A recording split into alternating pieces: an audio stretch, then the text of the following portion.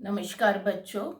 पहले मैं आपको 1 महीने की प्रेगनेंसी से लेकर 9 महीने तक की प्रेगनेंसी तक के टिप्स दे चुकी हूँ। क्या करना चाहिए, क्या नहीं करना चाहिए।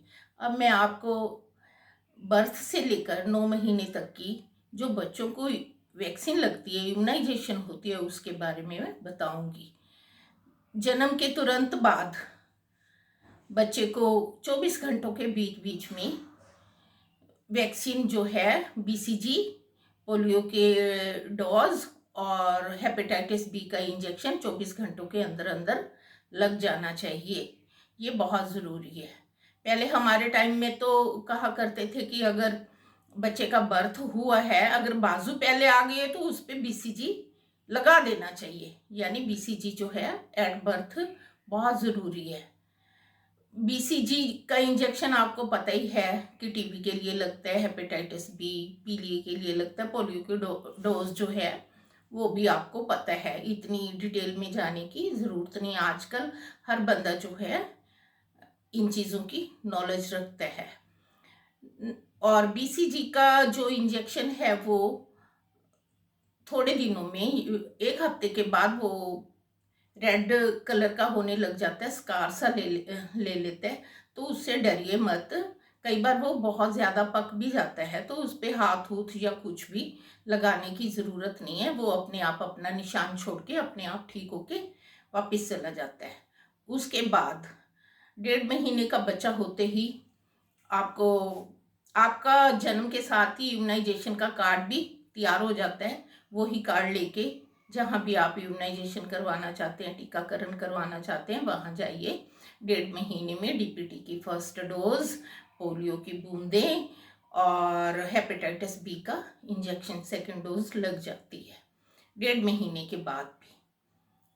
उसके बाद 1 महीने के बाद अब बच्चा आपका 2.5 महीने का हो गया तो उसे सेकंड डोज जो है डीपीटी की लग जानी चाहिए। साथ में पोलियो की बूंदें पिलाते हैं। ये हमारे हॉस्पिटलों का जो है वैक्सीन, वो ये है जो मैं बता रही हूँ आपको। उसके बाद 2.5 महीने में डीपीटी की सेकंड डोज लग गई, पोलियो की बूंदें मिल गई। साथ में आपको एक और बात बता दूं कि पैरासीटामोल की गोली भी साथ लेके आइए। वैसे तो अपने आप भी दे देते हैं वो लोग, एएनएम्स या एलएचई जो भी बैठी होती हैं वो अपने आप दे देते हैं। कई बार आंगनवाड़ियों में भी टीकाकरण हो जाता है बच्चों का, तब भी आप वहाँ से भी आप ले सकते हैं।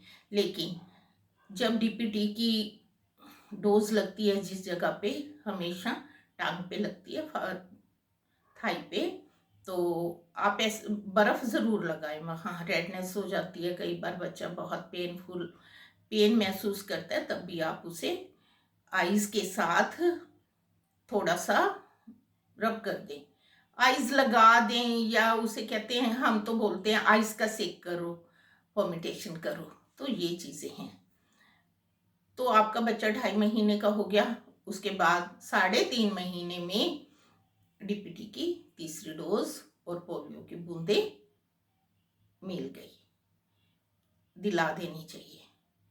तो ये 3.5 महीने के अंदर जो है वैक्सीन जो है डीपीटी की तीनों डोजें, पोलियो की 3 डोजें और हेपेटाइटिस बी की 2 डोजें जो है वो बच्चे को मिल जाती हैं।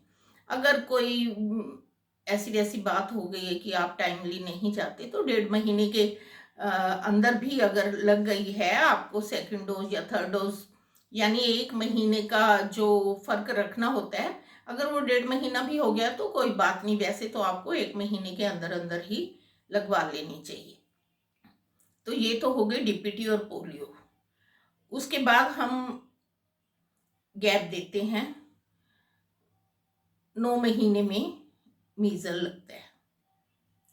मीजल की डोज जो है वो बाजू पे ही लगती है और 9 मंथ में लगती है। उसके साथ विटामिन ए की डोज ज़रूर दिलानी चाहिए। देखिए, विटामिन ए भी बहुत ज़रूरी है। मैं इस पे इसलिए ज़ोर दे रही हूँ, हमारे टाइम में ये चीज़ें थी नहीं, विटामिन ए था नहीं। और आज मैं नाइट ब्लाइंडनेस के कारण बाहर नहीं जा सकती, मेरी आइज़ इतनी वीक है, इतनी आई साइड वीक है कि मैं शाम को बाहर भी नहीं निकलती। हमारे टाइम में ऐसी चीज़ें थी नहीं। तो आप अपने बच्चों को विटामिन ए की डोज़ें ज़रूर दिलाएं। वो भी मीज़ल के साथ फर्स्ट लग जाएगी। फिर आगे जब हॉस्पिटल जाते हैं तो मैं आपको आगे कि ये मैं सिर्फ मीज़ल तक का आपको बता रही हूँ। उसके बाद अगली वीडियो में बताऊंगी। Thank you.